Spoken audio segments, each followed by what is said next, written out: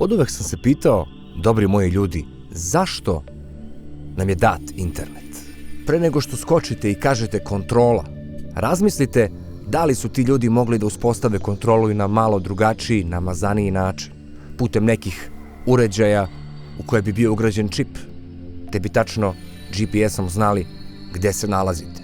Dakle, kontrola nije odgovor na to zašto su nam dali internet. Logičniji odgovor bio bi zarada i veliki novac, tako kroz reklame koje često viđamo na internetu.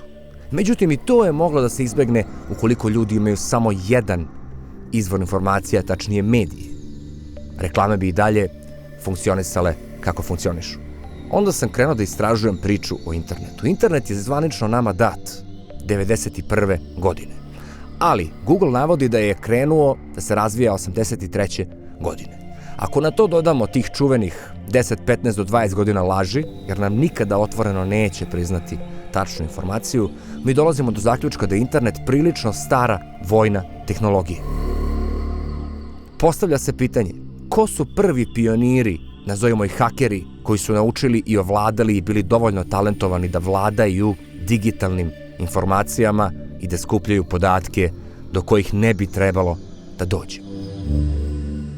Verovali ili ne, čovek koji vredi 10 milijardi dolara bio je jedan od prvih talentovanih hakera toga doba.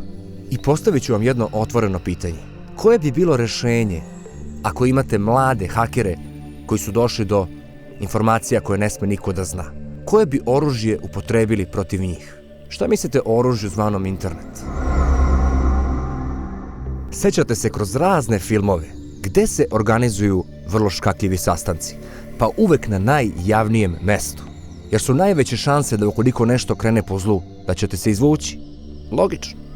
Ako uspostavite internet, ubrzo imat ćete gomilu informacija, samim tim i gomilu ubačenih lažnih teorija zavere. Kao proizvod toga imat ćete ljude koji više neće znati u šta da veruju, pa ni u Juliana Assangea i u njegovu verodostojnost, zar ne? To vam je isto kao da želite da dokažete da je krivo zrno peska na peščanoj plaži. Dakle, internet lako može biti dogovor obaveštenih službi da prikriju svoje prljave radnje, tačnije tragove. Assange je, na primjer, 90. godina bio optužen za 25 hakerskih napada, ako tako mogu da se izrazim, i nekim čudom bio oslobođen kaucijom. Nemojte da shvatite da ja imam nešto protiv Assangea, suprotno od toga. Ja mislim da čovek je već tada posjedovao informacije koje kompromituju ključne ljude ili čak čitave države. I da je upravo zbog toga i ubačen internet kao ubacivanje lažnih informacija ili vam dezinformativni mediji, čija je osnovna svrha da obuzda nove generacije klinaca koji savršeno kapiraju nule i jedinice ili vam jezik kompjutera i koji postaju pretnja za tajne službe širom sveta. Pa samo postavite sebi logično pitanje zašto bi vam službe davale toliku količinu informacija i informisali vas. Zato što vas vole? Pre zato što žele da se zaštite. Pre neki dan uhapsili su Juliana Assangea. Sami ste videli hapšenje, dakle niko nije izašao ispred ekvadorske ambasade da zaštiti, iako je taj čovek svoju slobodu i svoj život posvetio da otkrije istinu upravo tim ljudima. To vam zapravo mnogo govori o tome koliko stvarno ljude interesuju neke velike istine. Nažalost, sebičluk sa 123.000 nula. Čak i slepom čoveku, pa i gluvom, ne može da promakne jedna činjenica, a to je da je ovaj čovek bio urnebesno hrabar čovek. Zaista to je za svaku pohvalu. Evo, ja najiskrenije nisam ni 1% hrabar koliko Julian Assange. Ne mogu da se otmem utisku da je ovo jedan početak kraja u koji smo se upleli, o kome sam ja često i pričao, koji se zove smart okupacija ili okupacija informacionim tehnologijama koje se na prvi mah čine kao velika sloboda, a zapravo su tu samo iz jednog razloga, a to je razlog kontrole. Ne znam da li je nekom to promaklo ili nije, meni nije. Zato sam malo i sačekao pre nego što sam uradio ovaj video, a to je informacija koju sam napomenuo na početku. Sila Boga ne moli, a zapravo silu vodi novac. I država Ekvador, koja je štitila 7 godina valjda Assangea, dobila je od Međunarodnog monetarnog fonda kredit od 10 milijardi dolara. Preciznije, dobili su 4,5, a 6 će dobiti u više navrata, što je nešto i više od 10 milijardi dolara. Složit ćete se, poprilična suma. Mislite li da je to slučajno? Da. Naravno, to je sve upakovano demokratski da djeluje kao ekonomska pomoć, međutim, svima nama je prilično jasno, kažem i gluvom i slepom, ne bi promaklo da poveže 1+1 i da shvati da su tih 10 milijardi dolara usmereni ka hapšenju, tačnije puštanju Assangea iz ekvadorske ambasade, a zatim najverovatnijeg izručenja Americi, koja će na kraju da sudi čoveku koji je dokazao da su pojedini ljudi, pojedini američki vojnici izvršili teške zločine. Nažalost. Vi znate mene, ja ne verujem nikome ništa. I onda sam tragao za tako nekim komentarima možda ljudi koji su živeli u to doba i da su Australijanci, i pronašao sam u jednom komentaru čoveka koji se seća slučaja iz Assangeovog perioda, kada je počinjao da se bavi informacijama. Pročitat ću ga skoro u celini jer je jako zanimljiv. Kaže, znam Assangea još iz Melbourna 1990. godine, kada je bio uhvaćen da hakuje, ali je nekim čudom izbjegao zatvor. Pričalo se u to doba da je Assange radio za Victoria policiju, koja je istraživala grupu koja se zvala Street League. Oni su bili prilično odlično povezana cyber kriminalna grupa i komunicirali su preko 7 linija na tadašnjim 256K modemima. Policija je htjela da ih pohapsi, ali nisu znali da su bili u pokretu dok su vršili upade. Policija je krenula u rat sa njima, međutim nisu znali da je grupa već posjedovala kompromitujuće slike policajaca. Postojala je jedna policajka za koju su imali škakljive slike.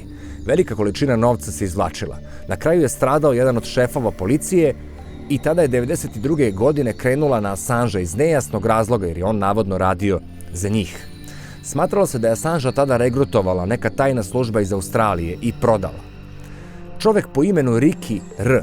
tvrdio je pre nego što je umro da je Assange između ostalog koristio ime Satoshi Tokio od 1992. godine do 2002. godine kroz razne internet portale. Toga doba, naravno. Ricky R. tvrdio da je Assange bio tajni agent i verovali ili ne takođe Pamela Anderson, u to vreme glumica u usponu, koja ga je zaista posetila u ambasadi Ekvadora u Londonu. Sad ovo je jako zanimljivo, pošto ne znam koliko je ljudi upućeno u to, ali čuveni Satoshi se smatra za vlasnika ili onog koji je praktično pokrenuo Bitcoin. Tako da je čudna veza, neki čak smatraju da je Assange možda i taj Satoshi i da iza Assangea stoji Bitcoin, ali ovo su prilično neproverene informacije. Međutim, ovaj komentar ukazuje na to. Otkud ovom čoveku tako nešto? Pojma nema, ali eto, imao sam želju da vam ovo pročitam između ostalog.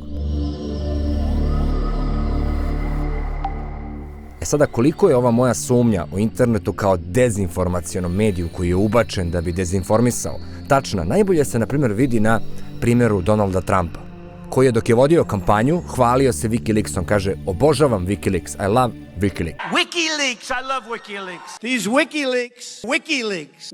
Međutim, danas kaže, ne znam ništa o Wikileaksu. Do you still love WikiLeaks? I know nothing about WikiLeaks. Dakle, koliko treba da bude jasno da se ovdje igra jedna velika igranka i da ta priča da Rusi stoje iza svega toga malo i ne pije vodu, jer zašto bi Trump izjavio ne znam ništa o Wikileaksu, a u ono ranije vreme dok je vodio kampanju da voli Wikileaks. Dakle, jasno je kao dan da internet služi upravo kao medijum za dezinformisanje, jer vi sad imate dve informacije potpuno oprečne, da ih jedan čovjek izgovara. Dakle, to je bukvalno namešteno da vas sludi i da ne možete nikako doći do istine, jer su ironije i suprotnosti prevelike. Međutim, ovih 10 milijardi dolara neposredno pred samo hapšenje je prilično po meni jak i vidljiv argument da je to odrađeno baš na tu namenu, kao kupovina najskupljeg novinara i najvećeg slobodnog novinara na svetu kakav je bio Julian Assange. Sa druge strane, želim da naglasim da niko od nas ne može da tvrdi sa sigurnošću da li je švedska afera oko seksualnog uznemiravanja nameštena ili nije.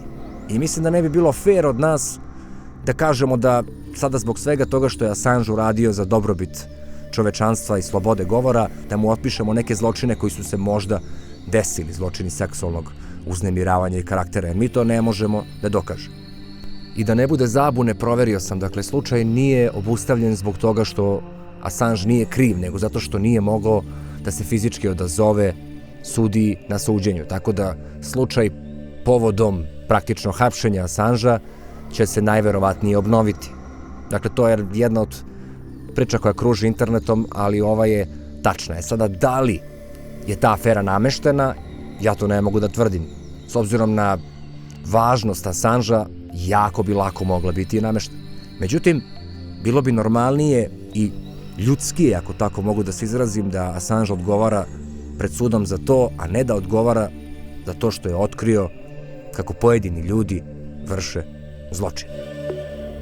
Kada se na sve to doda još artikal 13 koji će biti budućnost našeg interneta i koji će maltene ugušiti svaki vid nezavisnog novinarstva, praktično nas malih koji želimo nešto da kažemo, zajedno sa hapšenjem Assangea, čini se nekako da zapadamo u neku fino upakovanu diktaturu, gde svi imaju utisak slobode, a zapravo su kontrolisani robovi ili kontrolisana gomila, hipnotisana gomila, kako bi rekao Cane iz Party Breakersa. Sve u svemu, žao mi je što ulazimo u takav vid, praktično, nazovimo vojne demokratije ili vojne demokratije. Eto, moji dobri ljudi, volim vas do sledećeg videa. Pozdrav!